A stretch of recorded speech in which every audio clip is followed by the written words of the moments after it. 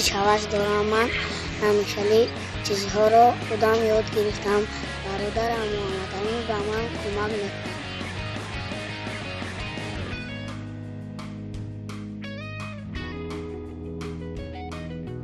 من با همراهی دادرم مشق میکردم. من از مشق‌های آن به دستاشم میکردم. من همون مشق را یاد گرفتم. من دیگراشم نکردم.